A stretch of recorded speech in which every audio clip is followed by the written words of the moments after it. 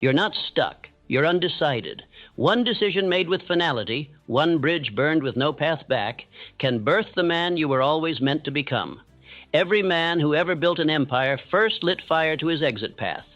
This is the decision that ends hesitation, kills distraction, rewrites your identity, and rewires your destiny. If you listen to this speech daily and act upon what you hear, the man you are now will not survive, and the man you become will not apologize for it. Today is the last day you live like you used to. Burn the bridge. There is a tragedy among men, one so subtle and well-dressed that most never recognize it as sabotage. It comes not with a roar, but with a whisper. Keep your options open. That phrase has ruined more dreams, weakened more resolve, and delayed more destinies than failure ever could. For what is a man with options? He is a man undecided. And a man undecided is a man unformed. A man who still leaves the door ajar for safety cannot walk boldly into purpose. You see, growth does not arrive through openness. It arrives through allegiance. A man must marry his definite chief aim, not flirt with it, not entertain it when convenient, but swear to it with the full force of his soul. To do this, he must first look in the mirror and declare, "Everything that is not aligned with my aim is now my enemy." That may sound harsh, but I assure you, it is liberating, because when the subconscious detects uncertainty, it does not rally, it retreats. When it senses a man who keeps a hand on the doorknob of retreat, it obeys that posture with one word: sabotage. Let me speak plainly. Most men are not confused. They are simply cowardly with conviction.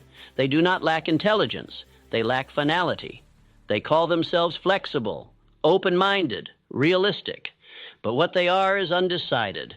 And this indecision is not neutrality. It is betrayal. A man who tells himself, "I'm just keeping my options open," is not expressing wisdom.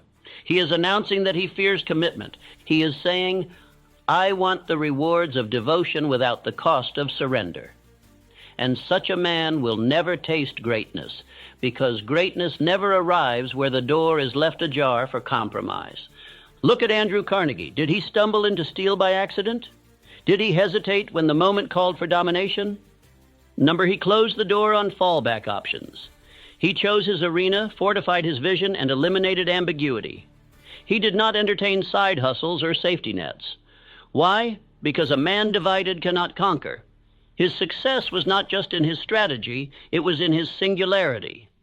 Henry Ford faced investor pressure to change course, to pivot, to soften the vision that burned within him. He could have bowed to the voices of supposed reason, those who claimed flexibility was the key to success. But Ford knew something deeper.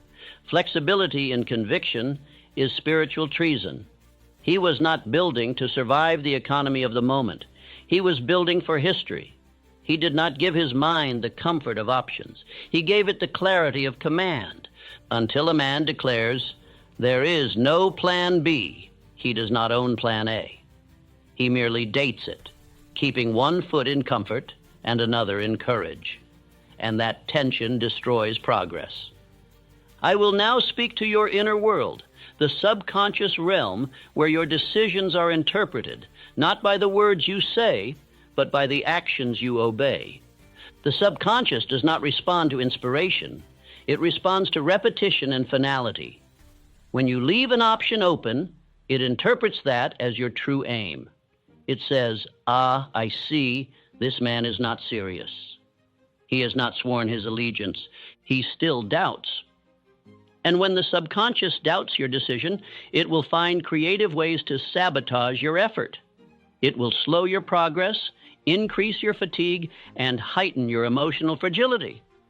Not out of punishment, but out of programming. I tell you with authority, the bridge must burn.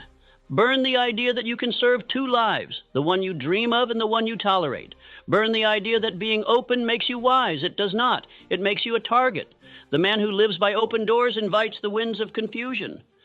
Let us now make this real. Repeat these affirmations aloud, not as encouragement, but as commands. Feel each word. Let it override the scripts of hesitation that have lived in you for years. I am the type of man who closes the door behind him. I cut ties with indecision. My options are gone. My outcome is chosen. Say them again. I am the type of man who closes the door behind him. I cut ties with indecision. My options are gone. My outcome is chosen. Let them echo. Speak them until you feel the discomfort, because that discomfort is your old self fighting for survival. But you will not negotiate. You will not explain. You will not delay.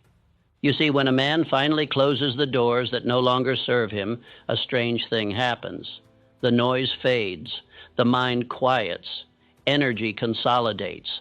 And what once felt like confusion is replaced with fire, not inspiration. Fire, that deep, focused, unwavering heat that powers transformation. And so I say this to you, not as a suggestion, but as an ultimatum. Kill the illusion of options. Choose your aim. Burn every door that does not lead to it. Speak your allegiance aloud every morning. Let it be known, first to yourself and then to the world, that you are no longer available for compromise. Because the man who keeps his options open has already chosen failure. The door is closed now. Let it stay closed. There comes a moment in every man's life when he must draw a line, not in the sand, but in the stone. And once drawn, he must vow to never cross it again. That line is called decision, not a fleeting preference, not an emotional outburst, but a sacred command to self, sealed in finality. Until this decision is made, no amount of wishing, visualizing, or planning will summon transformation. The world bends for the man who has decided and closes in on the one who has not. Power, progress, and purpose are not born of potential. They are born of permanence. Because progress only begins where retreat ends. Most men fool themselves into thinking they've made decisions. They say, I've decided to change. I've decided to improve. But behind those words lies a back door, a silent agreement with weakness, a subtle clause. Unless it's hard, unless it hurts, unless it takes longer than I hoped, that is not decision. That is drama in disguise. Your subconscious knows the difference. Understand this. The subconscious does not obey soft intentions. It does not respond to vague hopes. It reacts only to clarity, to finality, to spiritual commands backed by emotional force. Until you declare, this is who I am now, without hesitation, the mind will test you, delay you, undermine you, not to punish, but because it does not yet believe you. To reverse this, the bridge must burn, the retreat path must be eliminated, not in theory, but in visible action. Delete the plan B, destroy the backup, announce the new identity, and make the old one unusable. Because when the mind has nowhere to go but forward, it unleashes strength you never knew existed. Consider Thomas Edison. Did he test the light bulb to try his luck? Did he approach invention as a dabbling endeavor? Number Edison tested to conquer darkness. He made a final decision to bring light into a world of shadows. And in that decision, he did not keep a backup identity. He was not also a businessman, also a cautious scientist. He was an inventor with no escape plan. That is why the filament glowed, not just from science, but from decision made sacred. Look now at Abraham Lincoln, a man pressed between national crisis and internal collapse. The public opinion around him shifted like sand. Advisors counseled compromise. Friends begged him to soften. But Lincoln refused to even consider failure, not as strategy, not as outcome, not as fantasy.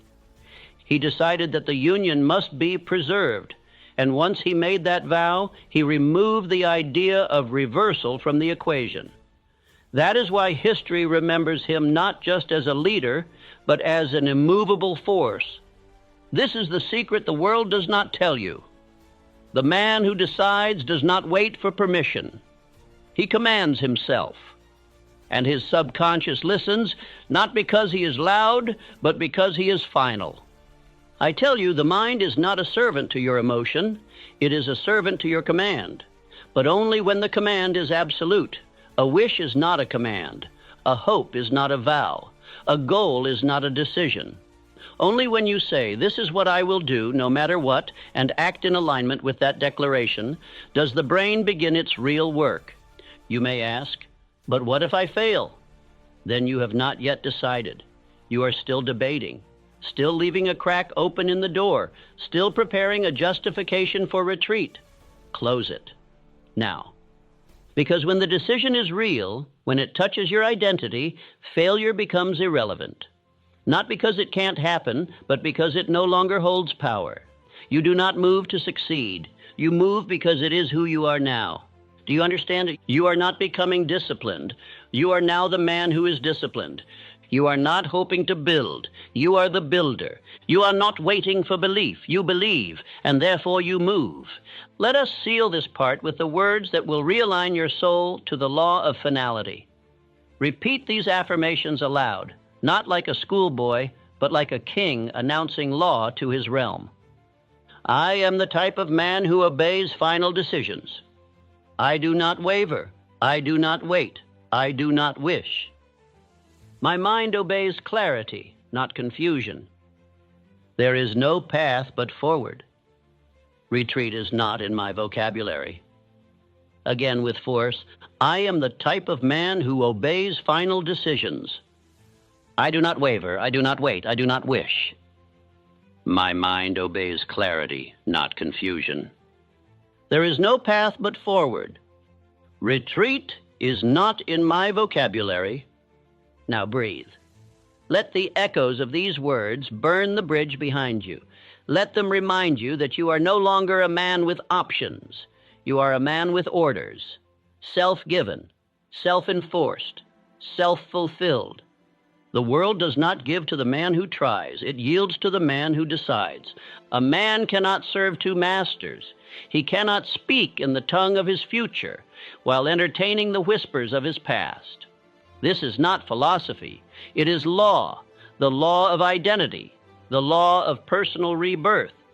And most men fail not because they are weak, not because they are lazy, but because they are divided. You cannot become someone new while still leaving the door cracked open for the old you. One step forward, one step backward. This is not progress. It is spiritual schizophrenia. And it is how most men live. They say, "I want to change," while they cling to behaviors, beliefs, and patterns that belong to the version they claim to outgrow. This is the great betrayal, to declare a new aim with the voice of the old man. Understand this deeply. Every identity you wear is built on beliefs, and no two conflicting identities can coexist for long without decay. If you truly seek transformation, you must pick one man and bury the other. The death is not symbolic, it is structural, because the subconscious cannot build two temples on the same land. It needs one blueprint, one voice, one ruler. This is why change feels so hard, not because new behavior is difficult, but because you are still trying to keep both men alive. And while you feed one with vision, you still nourish the other with excuses, with memory, with rituals of weakness. This dual loyalty creates internal war, and war consumes energy that should be reserved for building. You may remember what was written in Outwitting the Devil, the concept of hypnotic rhythm, the silent law that keeps men drifting, repeating, falling back into old identities by force of habit. It is not personal, it is mechanical. Unless interrupted by definitive thought, the rhythm will pull you back into your familiar self like a tide. Every time you return to an old pattern, you are not merely slipping, you are reviving a man you promised to bury. That skipped morning routine, that delayed decision, that rationalization for comfort, those are not small acts. They are resurrections, and they come at a cost. If you want peace, you must be willing to kill the old you and mean it. When you burn the bridge, you are not just eliminating options. You are declaring spiritual exile for the man who lived behind you. You are saying, you are no longer welcome in this body, in this voice, in this world I am building. It is not polite. It is not gentle. It is final. Look now to Elbert Hubbard, a man who did not flirt with approval nor negotiate his beliefs. He chose his creed early in life, and he walked it without apology. He was not interested in being liked. He was interested in being aligned. He once wrote, "To avoid criticism, say nothing, do nothing, be nothing." But he chose instead to become something, and that meant criticism, misunderstanding, and isolation. So be it. He lived as one man, not two. You must choose your creed, your identity, and then walk it until the world catches up or doesn't. It is no longer your concern. Now, listen. When you hear yourself say, "I know I'm improving, but sometimes I still..." catch it. That is the voice of two men sharing one body. When you find yourself justifying habits you already outgrew, pause. That is not weakness. It is duality, and it must be removed. Begin the removal with language. Your words are the architecture of your being. Stop speaking the dialect of your past. No more, "I've always been like this." No more, "I'm trying." These phrases do not belong to the man you are becoming. They are relics. They are ghosts. And they are not permitted on the new land. You must speak as the man you claim to be. "I act decisively. I command my day. I live aligned." Say it before you believe it, and soon you will not remember how to speak otherwise. This is how the old man dies, not with fanfare, but through daily silence. Let us now drive the nail into this principle with fire. Repeat these affirmations, not for hype, but for installation. Let them carve a new code in your nervous system.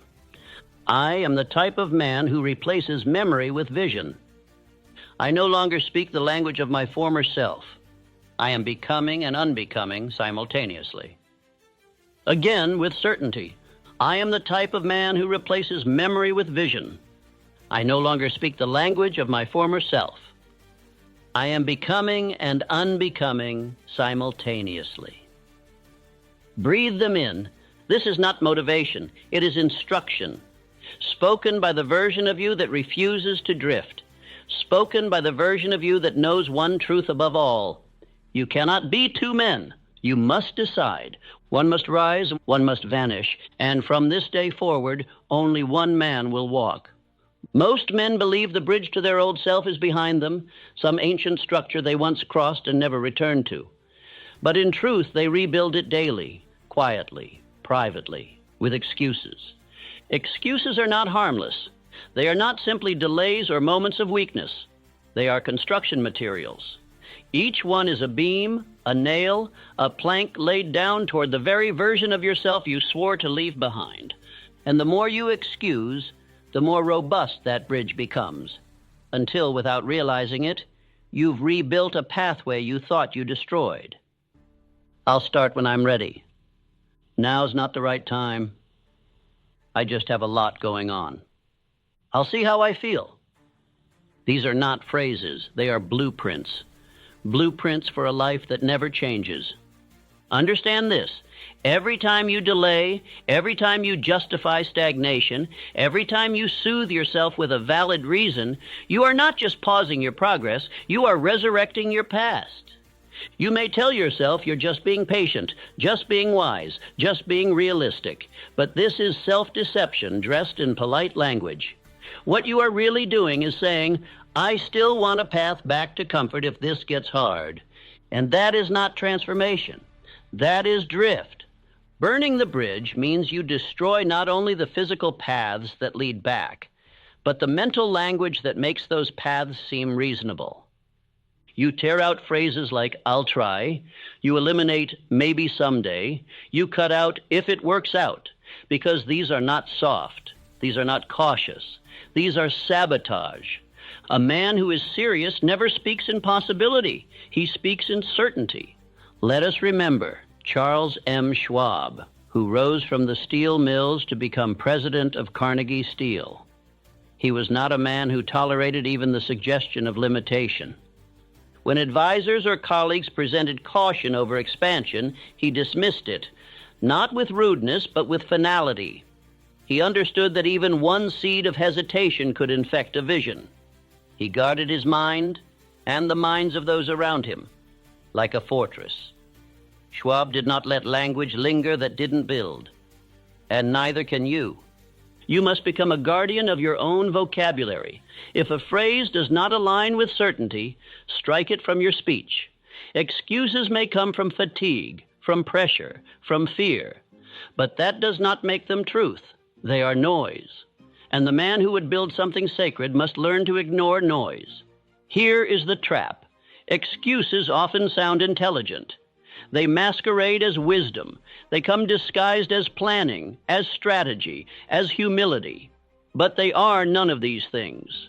They are fear with a better wardrobe. What sounds like waiting for the right time is often just fear of rejection. What sounds like gathering more information is often fear of failure. What sounds like considering your options is often fear of commitment. Excuses are liars, but worse than that, they are builders. Every time you listen to one, you give it a tool, and brick by brick, your old self returns, not because you invited him, but because you built him a way back. You say you want to change? Then destroy the materials. Refuse to speak in anything but action.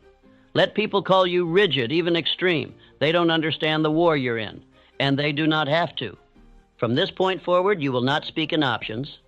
You will speak in outcomes. From this point forward, you will not wait for clarity. You will create it through commitment. And from this point forward, you will not decorate your doubt with noble words. You will act. Let us now install this truth at the subconscious level. These affirmations are not merely sentences. They are structural reinforcements. Speak them not casually, but with force. Let them replace every excuse you've ever uttered. I am the type of man who rejects the comfort of excuses. I speak in outcomes, not options. There is no alternative, only advancement. Again, louder. I am the type of man who rejects the comfort of excuses. I speak in outcomes, not options. There is no alternative, only advancement. Say them again tomorrow and the next day, until the sound of excuses offends your senses, until I'll try feels like a foreign tongue, until maybe tastes like ash in your mouth, because that is how you know you have burned the bridge, when there is no going back, not even in speech, when even the idea of retreat feels like a lie. And on that day, you will not need motivation. You will move by identity. You will act as one who has already chosen. No more scaffolding and no more bricks, no more bridges. Only fire, only forward. There's a kind of decision that changes nothing. It sounds strong. It may even sound righteous. It may be written in a notebook or declared to a friend. But under pressure, it crumbles. It melts under heat. These are surface-level declarations, decisions made from the lips, not the soul. And they are as fragile as paper. A man cannot expect transformation from a shallow vow. He cannot build a new identity on a whisper. If the decision is to reshape his very being, then it must touch the core of his existence. It must reach the depths where fear hides. It must echo through every cell until the subconscious itself is rewired. You cannot be casual with a vow that is meant to sever your old self. You cannot toss it into the air and hope it sticks. This type of commitment must be forged, not scribbled. You must emotionalize it. You must feel it with such intensity that it carves itself into your nervous system. Because when the resistance comes, and it will not check your calendar or your to-do list. It will not ask what you meant when you said you'd change. It will test how deeply you meant it. And if your vow lives only in the mind, not the marrow, it will collapse. That is why visualization is not fantasy. It is law. To see yourself as the man who has already acted, already become, already conquered, is to speak directly to the only part of you that matters in transformation, the subconscious. The subconscious does not care what you say. It listens only to what you feel and repeat. And it obeys only what is declared with emotional fire. If you repeat a new identity long enough, if you feed it vision, words, imagery, and repetition, It becomes real. This is autosuggestion, the great tool called the medium through which man may voluntarily shape his character. Henry Ford understood this law. Before a single car left the assembly line, Ford had seen it, every detail. He saw a world of movement, of industrial rhythm, of automobiles rolling across the nation. While the world laughed and investors threatened withdrawal, Ford held the image in his mind's eye. It was not a wish. It was not ambition. It was a decision already made long before reality caught up. That is the power of a vow made at the soul level. It rewrites the laws of your perception. The world will tell you what's realistic. The soul laughs and continues building. Andrew Carnegie, too, made such a vow. Before he held his first fortune in hand, he had already committed to giving it away. This was not posturing. It was not a publicity move. It was a soul-aligned creed. Carnegie understood that the vow must come before the result, or it will be polluted by convenience. He did not wait until wealth was comfortable to promise generosity. He made the decision in advance when it hurt, when it was still faith. And because of this, the vow shaped his mission, not the other way around. Men think they can make soul-level decisions without emotion, without visualization, without repetition. They are wrong. The body must feel the shift. The voice must speak the creed.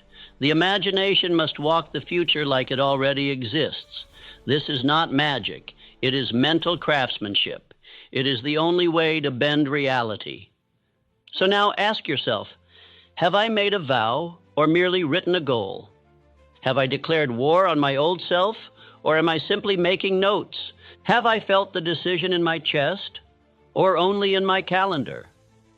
If your answer is vague, then you know what you must do. You must embed the decision into your very being. Speak it, repeat it, emotionalize it, see it, not once, not twice, but daily, until the decision stops being something you remember and starts being something you are. Let us now speak affirmations that are not made for motivation, but for reprogramming. Let them not touch your ears, but your blood. Let them live inside your actions, not just your mornings. I am the type of person who speaks from the soul. I feel what I decide. My decision is carved into my being. My vision is sacred. My vow is not motivation, it is law. Say them. Then close your eyes. Picture the man who has already lived them. Now open your eyes and be him. Because the world does not need more men with goals. It needs men who make sacred vows and walk them. Men whose decisions are not written in ink but etched in fire. And you, if you are still reading, have felt the flame. There is a moment after every great decision where silence falls. The excitement of change dies down. The applause fades. The crowd moves on. And you are left alone with your vow. It is in this moment, the hours and days after the bridge has been burned, that the true battle begins. You feel it as a quiet tension in the chest. A whisper that says, "Did I go too far?" This is not failure. This is not weakness. This is the resistance. And it arrives not because you've gone the wrong way, but because you've chosen the right one. Once the path is clear and the return is no longer available, the mind will send old ghosts to test your conviction. Doubt will knock on the door, dressed in the robe of logic. Fatigue will pretend to be wisdom. Fear will speak with your own voice, and you must be prepared, not to reason with them, not to entertain them, but to recognize them as guardians of greatness. For resistance does not visit the man who drifts. It does not chase the one who avoids growth. It haunts only those who dare to change. This battle, this inner war, is the confirmation that you are near something sacred. If it were easy, it would not be destiny. Your greatest self is not revealed when you burn the bridge. That is only the announcement. The real unveiling happens when, after burning the bridge, you are tempted to rebuild it, and you choose instead to march forward. Every man who has risen to something higher has faced this tension. Abraham Lincoln, perhaps more than any statesman of his era, understood this battle. His greatest speeches those etched into the memory of nations, did not come from applause but from adversity. They came after rejection, loss, and failure. He was not embraced, he was attacked. And yet, the flames of public opinion became the forge of his character. He used the pressure not to retreat, but to refine. He did not rebuild his bridge to popularity. He let it burn and walked through the smoke toward purpose. This is your task as well. You must learn to anchor yourself daily to your definite chief aim, not casually, not once a week, daily, because the world will try to pull you back into compromise. It will remind you of your comforts. It will tempt you with the idea that maybe you were too extreme. But when you repeat your aim, when you visualize it, declare it, speak it aloud, it becomes not just a goal, but a command. It becomes armor. And this is where the mastermind becomes vital. Too many men seek comfort in their circle. They surround themselves with friends who pat them on the back when they shrink. But a true mastermind is not a safety net. It is a forge. Its purpose is not to protect you from fire, but to keep you in it long enough to become indestructible. Choose your circle not based on how they treat your feelings, but how they treat your standards. Do they push you to rise, or do they comfort you in decline?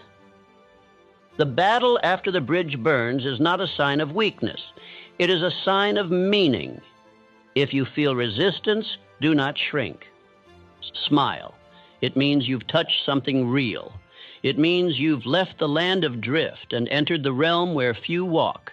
This is sacred ground, and you belong here. Now let us affirm that belonging. Let us speak the words that are not wishes, but declarations of identity. Say them not with hope, but with certainty. Say them not to feel better, but to become bulletproof. I do not rebuild what I burned. I use resistance as fuel. Every obstacle is confirmation of my path. Say them again, then walk back into the fire. This is where the new man is born. When a man truly decides to change, the world does not applaud. It reacts, it recoils, it panics. Because a man who burns his bridges is dangerous, not to others, but to the systems and identities that depend on his former weakness. Your transformation will unsettle more than your own habits. It will ripple outward, threatening to disturb the fragile balance others have built between comfort and delusion. And so, without malice, but with great power, the world will try to rebuild your bridge for you. It will not come as sabotage. It will come dressed in care. It will sound like kindness, like concern. Don't be so hard on yourself. Maybe slow down. Why change what already works? These are not the words of enemies. These are the words of loved ones, of co-workers, of old friends, and they will mean well. But their intention is not what matters. What matters is whether you let them pass through the gates of your conviction. See, your decision to rise is an affront to drift. Burned bridges offend those still standing on the dock, waiting for the perfect moment to move. Your fire reflects their hesitation. Your clarity mocks their compromise. And so, unconsciously, they will try to extinguish what you've ignited. Not because they wish you harm, but because they wish to silence the voice inside themselves that says, you too must rise. But you are no longer a man who entertains the past. You are not here to argue for your transformation. You are here to live it. Look at Andrew Carnegie. As he rose through the ranks of steel, he began shedding relationships that no longer served the weight of his purpose. Advisors, acquaintances, even friends. Anyone who injected hesitation or doubt into his vision was removed, not with cruelty, but with certainty. Because a man building an empire cannot take counsel from those still building excuses. And Thomas Edison, when doubted by investors and ridiculed by newspapers, did not scale back his vision to earn applause. He built what he saw. He protected his laboratories, his team, and his belief, not by arguing with the public, but by ignoring it completely. When his prototype failed, he did not run to explain. He got back to work. And when the light finally came, when the darkness was pierced by what once only existed in his mind, He let the results speak for themselves. You must do the same. Do not explain. Do not defend. Do not negotiate with those who never made your vow.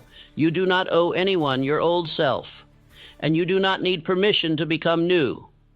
In fact, the most sacred stage of transformation is often the most misunderstood: isolation. The space where the crowd no longer cheers, but the mission still burns. The space where doubt echoes louder than praise. But this is where the man is carved. This is where you prove to yourself that your commitment is not dependent on applause, agreement, or validation. Let the world misunderstand you. Let them think you've changed. You have. Let them call you cold. Let them say you've forgotten who you were. You have. That was the point. The bridge is gone. You are not going back. Not for comfort, not for connection, not for nostalgia. And if you must walk alone for a while, then walk alone. A man on fire needs no company. He only needs direction. Let us now affirm this direction, not with passive hopes, but with the language of command. Speak these not to comfort your feelings, but to program your actions. I defend my decision. I do not require understanding to act. I welcome isolation over dilution. Say them twice. Say them with your chest. Then look to the horizon, because your bridge is gone and your ascent has just begun. Find a quiet space.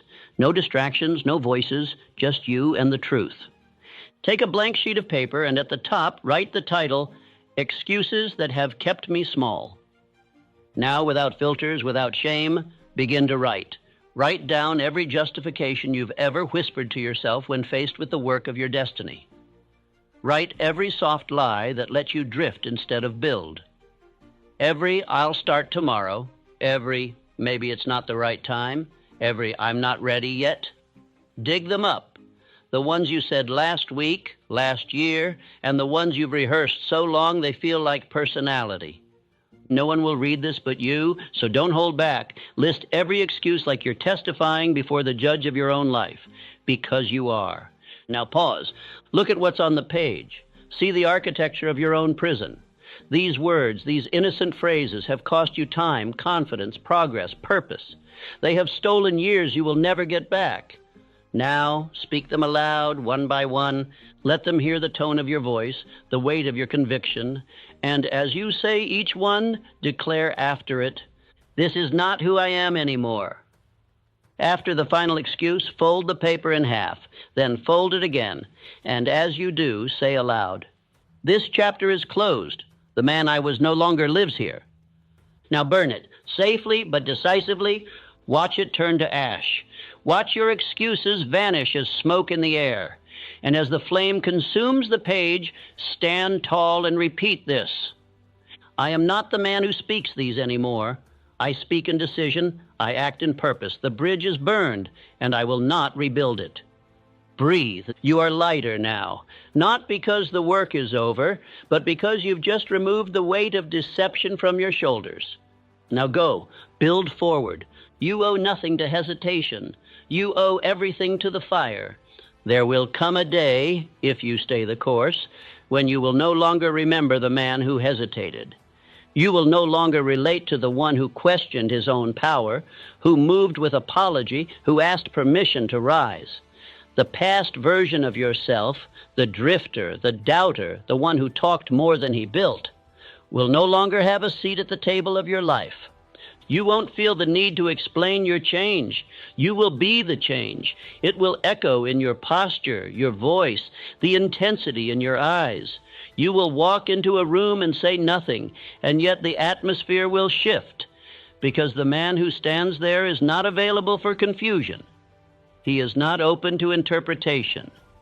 He has decided who he is. Transformation is not cosmetic.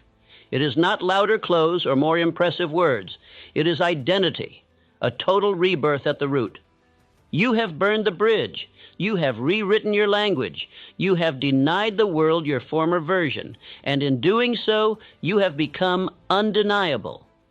The man on the other side is not seeking applause. He is not checking mirrors. He is not logging into old platforms to see what others think. He has work to do. He has legacy to carve. He has a vow to fulfill. And the most beautiful part? He does not remember the old struggle, not because it wasn't real, but because it is no longer relevant. Like a snake that has shed its skin, he does not mourn what was left behind. It served its purpose. It carried him far enough, but it does not belong here anymore. The old voice, the one that whispered maybe later, just in case, or what if it doesn't work, has been replaced. You now speak in terms of I will, I am, and this is already done. You do not argue with doubt. You do not negotiate with fear. You have declared your life sacred, and sacred things do not beg. If a man were to meet you today, having never known the old you, he would assume you have always been this way, disciplined, unshakable, clear, and you wouldn't correct him. Because in many ways he would be right. This is who you were born to be before you inherited hesitation. This is your truest self, finally unburdened. When you walk now, you walk as a man who has made a decision and never looked back. You do not flirt with failure. You do not court confusion.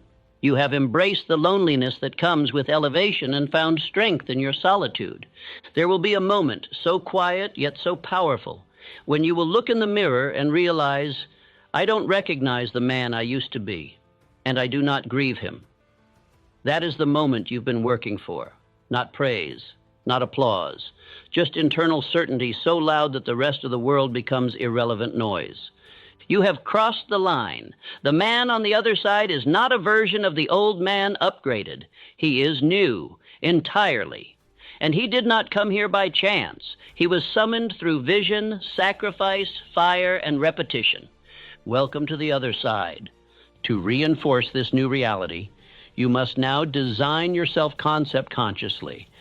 Your subconscious must be given new orders, spoken with clarity and emotion. Here's your task. Write 5 identity statements that begin with, I am the type of man who... These statements must reflect the version of yourself you are now becoming. Not the man you were, but the man you live as starting today. Examples. I am the type of man who moves without hesitation. I am the type of man who finishes what he starts. I am the type of man who honors his word above all. I am the type of man who speaks with vision and acts with fire. I am the type of man who outgrows every excuse. Speak them aloud every morning and every night. Do not whisper. Speak as if your subconscious is a soldier taking orders, and you are its general. Update them monthly. As you evolve, so must your declarations. A new version of you will have new commands to instill. Repetition is power, but adaptation is mastery. These are no longer affirmations. These are identity codes. This is not self-help. This is self-command. Build your identity as a man who left no room for retreat. Let your thoughts obey your new creed. Let your life mirror your language. And above all, never return to the man who would have needed excuses to delay his destiny. That man no longer exists. You burned the bridge. Now build forward. Listen to me now, and then listen again tomorrow, and the day after that, and the next. Not because I speak with force, but because repetition is law. Repetition is the sculptor of your identity. One listen may awaken you, but 100 listens will remake you. You are not here by accident. You were called to this message because your old identity no longer fits. It chokes you. It weighs you down. You've tried adjusting it, reworking it, softening its flaws. But the truth is, it must die. And that death must be final. No resurrection, no emergency exits, no emotional goodbyes. The version of you that settled, explained, hoped, and delayed, he cannot be brought with you. Let this message run through your blood like iron. Let it pierce the shell of your excuses. Let it become the voice in your head, louder than the fear, clearer than the doubt, more consistent than the world's noise. Because this is not a speech, it is a seed, and with enough repetition, it will grow into command. You've now heard what men like Carnegie, Ford, Edison, Lincoln, Schwab, and Hubbard understood, that the man who decides his life is not the same as the man who hopes for it. One burns the bridge and builds, the other wanders and wonders. One becomes the creator, the other remains the creation. And so I say to you now with full conviction, repeat this message, not once, not occasionally, daily. Let it rewire the rhythm of your mind. Let it become your auto-suggestion, spoken not as a wish, but as law. Speak it when you rise. Speak it when you are tired. Speak it when the old self whispers for comfort. Because repetition is not weakness. It is how kings are made. Every sentence you've just heard carries voltage. But only when repeated does it create power. The subconscious does not respect volume. It respects frequency. You must feed it your identity daily. And the more often you do, the more it will obey. This speech is your armor. This speech is your weapon, but only if you wear it, only if you wield it. So return to it until you are it, until the words no longer sound foreign, until you forget the man who needed them, because you have become the man who lives them. There is no closing message here, no gentle goodbye, only final declarations, final affirmations. I am no longer the man I was. I am no longer the man I was. I do not drift, I ascend. I do not drift, I ascend. I live as the man who chose. I live as the man who chose. The old me is gone, and I do not grieve him. The old me is gone, and I do not grieve him. I burned the bridge and never looked back. I burned the bridge and never looked back.